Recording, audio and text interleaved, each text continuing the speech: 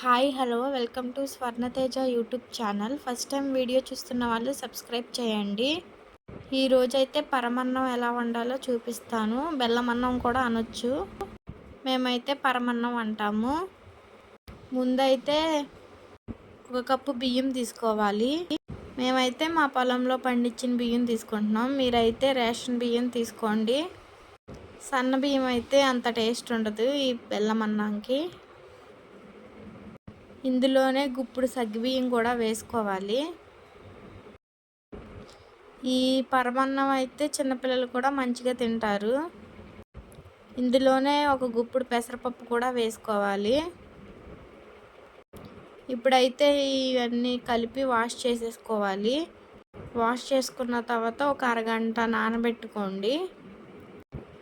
నానబెట్టిన తర్వాత ఇందులోనే ఒక గ్లాస్ నీళ్ళు పోసుకుని స్టవ్ మీద పెట్టేయాలి.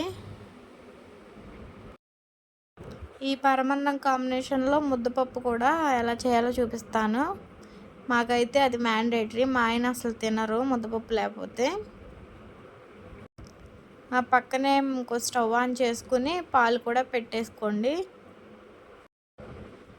ఇక్కడైతే పక్కన బియ్యం మంచిగా ఉడుకుతున్నాయి. ఇందులో వాటర్ అంతా ఇంకిపోవాలి. ఇప్పుడైతే వాటర్ అంతా ఉడికిపోయినాయి. ఇప్పుడు మనం కాచి చల్లార్చుకున్న పాలుని ఇందులో పోసేయాలి. నేనైతే 1/2 లీటర్ పాలు పోస్తున్నాను. ఇందులో పాలు ఎంత చిక్కనే పోస్తే అంత టేస్ట్గా ఉండిద్ది. ఇప్పుడైతే ఒకసారి కలిపేసుకోండి. ఇదైతే మంచిగా దగ్గరికి రావాలి.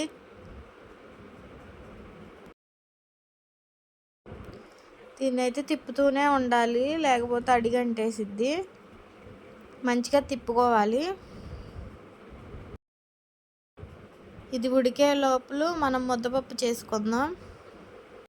1 కప్పు కందిపప్పుని తీసుకోవాలి. దీన్ని అయితే మంచిగా వాష్ చేసుకోవాలి. ఇందులోనే 1 గ్లాస్ వాటర్ పోసుకొని కుక్కర్ విజిల్ పెట్టేసుకోవాలి. ఇప్పుడైతే 1 కుందు బెల్లం తీసుకోండి. దీన్ని అయితే చిన్న చిన్న ముక్కలు అయ్యేంత చేసుకోవాలి. పెద్ద పెద్ద ముక్కలు అయితే ఉడకడానికి టైం పట్టింది. ఇక్కడైతే పప్పు ఒక 3 విజిల్స్ వచ్చేంత వరకు ఉంచుకోవాలి. మీ బెల్లాన్ని అయితే ఇప్పుడు ఇందులో వేసేయాలి. మీ తీపికి తగినట్టు వేసుకోండి. నేనైతే కుంది బెల్లం వేసేస్తున్నాను. మేము తింటాము బాగానే తీపి. దీన్ని మళ్ళీ తిప్పుకోండి ఒకసారి. ఈ పరమన్నాన్ని పర్ఫెక్ట్గా వండితే అందరూ చక్కగా తింటారు. నేను చెప్పిన క్వాంటిటీలో వండి చూడండి, అన్నీ పర్ఫెక్ట్గానే వస్తాయి. నేనైతే దీన్ని చిన్నప్పుడు తినేదాన్ని కాదు, కానీ ఇప్పుడు తింటున్నాను. అప్పుడు అసలు అంతటి స్వీట్ నచ్చేది కాదు. లియో కూడా ఇష్టంగానే తింటాడు, స్వీట్ కదా.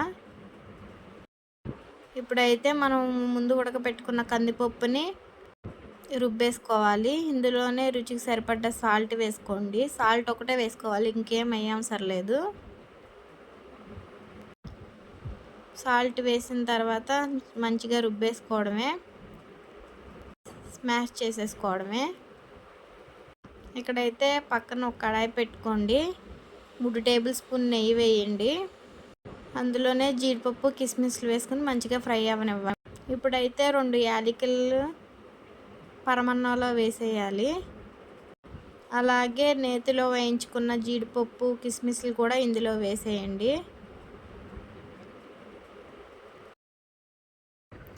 దీన్ని అయితే ఒక 5 మినిట్స్ మంచిగా ఉడకనివ్వాలి. మంచిగా దగ్గరికి వచ్చింది. ఈ పరమన్నంలోనే ఒక 2 టేబుల్ స్పూన్ నెయ్యి కూడా వేసుకోండి. నేనైతే ముందే వేసాను. అప్పుడైతే నెయ్యి ఫ్లేవర్తో ఇంకా టేస్ట్గా ఉండిద్ది. ఇప్పుడైతే స్టవ్ ఆఫ్ చేసేయండి. అంతేనండి, సింపుల్ అండ్ టేస్టీ బెల్లం పరమన్నం రెడీ.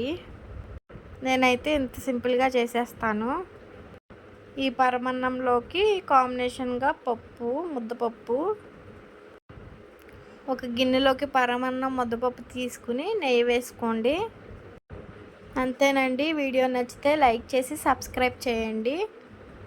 Bye bye.